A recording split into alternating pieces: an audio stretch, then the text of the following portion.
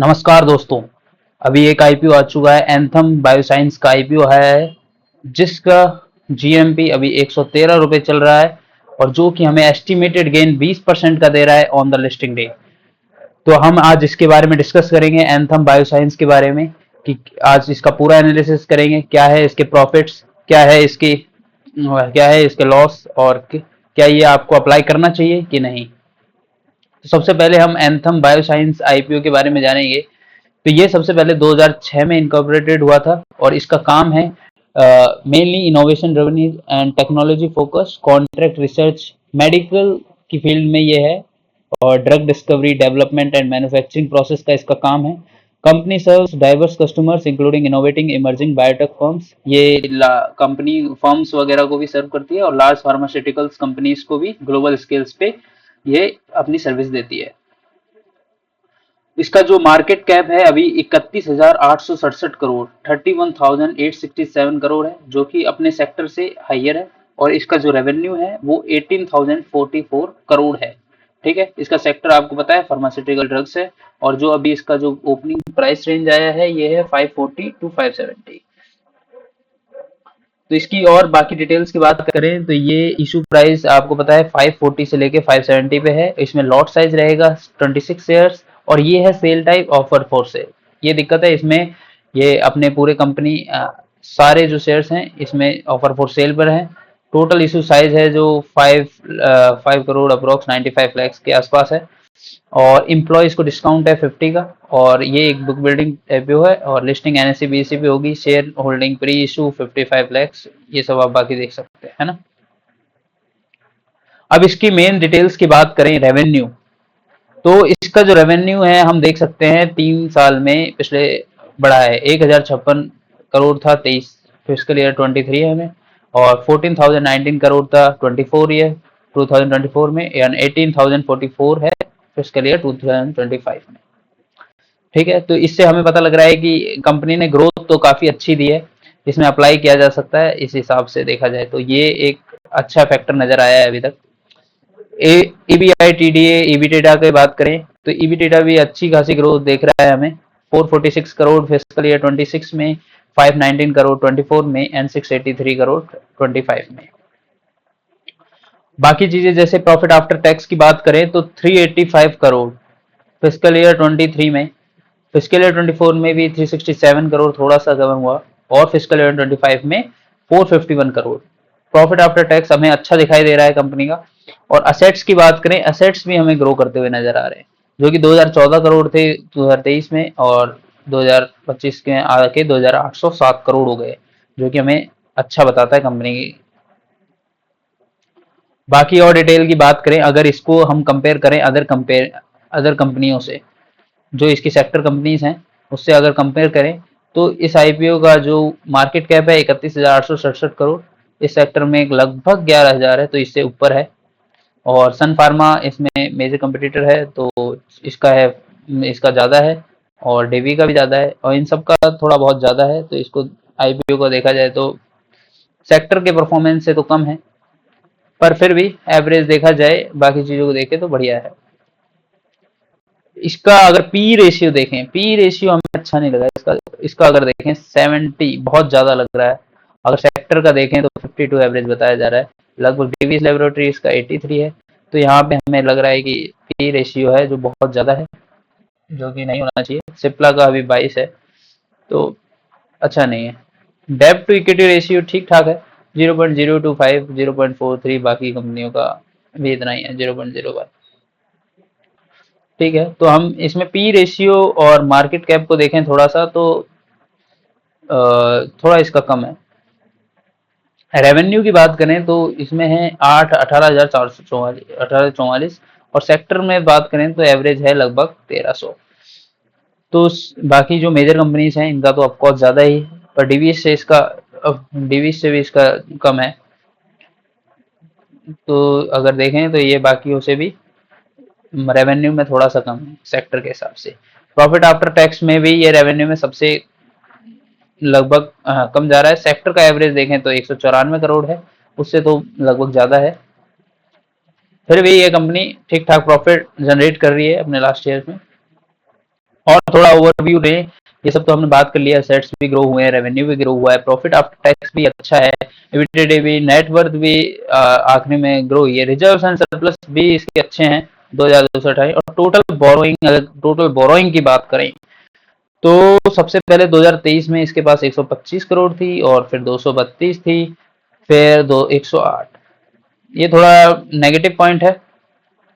अगर देखा जाए, कंपनी ऑफर फॉर सेल पे आई है, और वैसे भी इसकी बोरोइंग बहुत ज़्यादा है, अगर ये फ्रेश इशू करती तो वेल एंड गुड, अच्छा होता, बट कोई नहीं। अब इसके और की परफॉर्मेंस इंडेक्स की बात करें तो रिटर्न ऑन इक्विटी 20% है, रिटर्न ऑन ये आरओसी 26.88 है, डेब्ट to equity 0.05, RONW 20.82, PAT margin है 23.38, EBITDA 36.81, price to book value है 33.23। देखने की बात है, ठीक ठाक है कंपनी। अभी तक हमने देखा है कि नॉर्मल एवरेज परफॉर्मेंस है कंपनी का। अगर इसकी प्रोमोटर्स की बात की जाए, इसमें प्रोमोटर्स ऑफ द कंपनी हैं अजय भारद्वाज, गणेश संभाव्य सिमन, K Ravindra Chandrappa and Ishan Bhardwaj. Share holding pre issue रहेगी इनके पास 36.87% इशू था, अब इनके पास घट के 74.68% इशू है। तो रिटेल में अगर आप लॉट सप्लाई करोगे तो एक लॉट में आपको 26 शेयर्स मिलेंगे, 14,820 का आपको अमाउंट लगाना है, और मैक्सिमम आप 13 लॉट खरीद सकते हो, 338 शेयर्स, और मैक्सिमम अप्रोक्स 2 लाख के अमाउंट होगा। एचएनआई की बात करें, मिनिमम 14 लॉट्स खरीदने पड़ेंगे, 364 शेयर्स, अप्रोक्स 2 लाख, और एचएनआई मैक्सिमम आप 67 खरीद सकते हो, और बी एचएनआई का 68 है। क्यूआईबी में इसके शेयर्स 50% से ज़्यादा ऑफर नहीं किए गए हैं, रिटेल्स में 35% से कम नहीं होगा, और एनआईआई में 15% है। ओनली आरआरआई की मैक्सिमम बेड़े 2 लैक्स है, और इसमें देखा जाए ओनली एसएनआई एंड ओनली बीएनआई वगैरह का, ठीक है। तो ओनली एम्प्लॉयज ये कट ऑफ इनको 50%, 50 रुपीज़ का डिस्काउंट में मिल रहा है। तो ये सब चीज़ें हैं। जीएमपी की बात हमने कर ही ली है। जीएमपी जो है अभी 9 तारीख को 103 रुपये था, अभी बढ़कर 10 तारीख को 113 रुपये हो चुका है आज की डेट में, और लिस्टिंग गेन अप्रोक्स हमें 20% का दिखाई दे रहा है, और यही अभी तक चल रहा है। अभी देखते हैं, अभी तो आईपीओ रिलीज हुआ है, 14 तारीख को इसकी मेन इंपॉर्टेंट डेट है, तो तब तक हमें सब्सक्रिप्शन डाटा का वेट करना पड़ेगा, और उस तब तक क्या इम्प्रूवमेंट होता है और मार्केट कैसे चलता है उस पर भी डिपेंड करता है। टोटल हमें खाली जीएमपी से खाली जीएमपी से हमें अंदाजा नहीं लगाना है कि कंपनी का लिस्टिंग प्राइस उस दिन प्रॉफिट होगा कि नहीं होगा। हमें बाकी चीजें भी, मार्केट किस तरह से परफॉर्मेंस कर रहा है, ठीक है, बाकी इसका प्रॉफिट, इसके बैलेंस शीट वगैरह को भी देखना पड़ता है, ठीक है। तो ये सब चीजें देख के ही हमें आईपीओ में लगाना पड़ेगा। तो अभी तक देखें तो कंपनी का ओवरऑल डाटा ठीक लग रहा है, ठीक है। जैसे कंपनी की अगर हम इंपॉर्टेंट टाइमलाइन देखें तो बिडिंग जो स्टार्ट है वो 14 जुलाई 2025 को है। मैं आपको सजेस्ट करूंगा आप 14 जुलाई 2025 को प्रिपेयर करके बिडिंग ना लगाएं। हमें हमें हमेशा bidding at the end date लगानी है, क्योंकि आपको चाहे आप स्टार्टिंग में अप्लाई करो चाहे आखिरी में अप्लाई करो, आपको जो भी शेयर्स होंगे वो on the basis of lottery ही मिलेंगे। तो आपको पूरा, जब तक आखिरी तक आपको संतुष्टि नहीं मिलती जब तक आप अप्लाई ना करें। बिडिंग की जो एंड डेट है 16 जुलाई 2025 है। अलॉटमेंट का जो फाइनलाइजेशन है वो 17 जुलाई 2025 को हो जाएगा, और रिलीज ऑफ फंड्स है 18 जुलाई 2025 को आपके अकाउंट में, अगर आपको अलॉटमेंट नहीं होता है तो हो जाएगा। डीमेट में ट्रांसफर 18 जुलाई को है, और लिस्टिंग जो है वो है इसकी थोड़ी लेट है, क्योंकि बीच में सैटरडे संडे मंडे आ रहा है, सैटरडे संडे आ रहा है, तो 21 जुलाई 2025 को है। अगर हम देखें इसमें अप्लाई करना है कि नहीं करना है, तो प्रॉफिट की बात करें तो प्रॉफिट तो हमने देखा है कि 3 साल में आखिर में ग्रो हो रहा है। पी रेशियो देखें तो सेक्टर से बहुत ज्यादा है, मतलब ज्यादा है। सब्सक्रिप्शन रेट अभी डाटा आया नहीं है, तो हम डाटा के हिसाब से ही हम इसको देखेंगे। अगर सब्सक्रिप्शन अच्छा जाता है तो अप्लाई कीजिएगा, अदरवाइज मेरा सजेशन रहेगा कि थोड़ा सा अवॉइड कीजिएगा और देखिएगा। आपको करना है तो करना है, नहीं तो आपको 20% का अप्रोक्सीमेट गेन है इसमें। लॉन्ग टर्म आपको अप्लाई करना है तो देखिएगा, नहीं तो शॉर्ट टर्म आपको गेन मिल सकता है on the date of listing. ठीक है। बोरोइंग कंपनी की अभी है थोड़ी बहुत, 108 करोड़ के आसपास है, आपको बताया।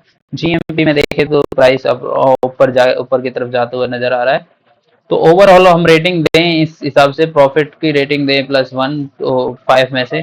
पी की रेशियो हम 0.2 रेटिंग देंगे। सब्सक्रिप्शन का डाटा अभी तक आया नहीं है तो हम कुछ नहीं देंगे। बोरोइंग इसकी 0.4 देंगे रेटिंग। जीएमपी के हिसाब से देखें तो अच्छा लग रहा है ये, तो 0.8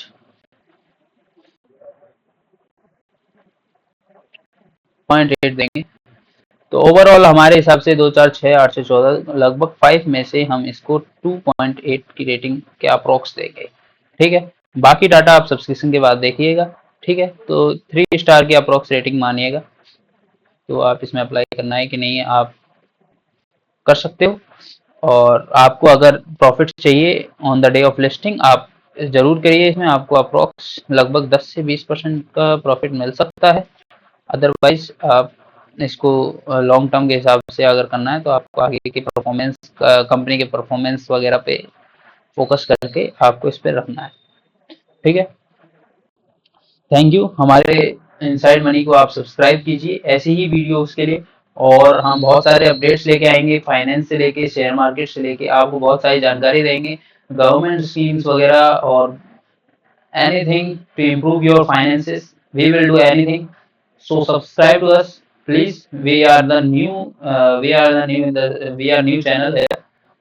So we are kindly request you to please subscribe us. Your little support can help us to make more videos, and please like and subscribe.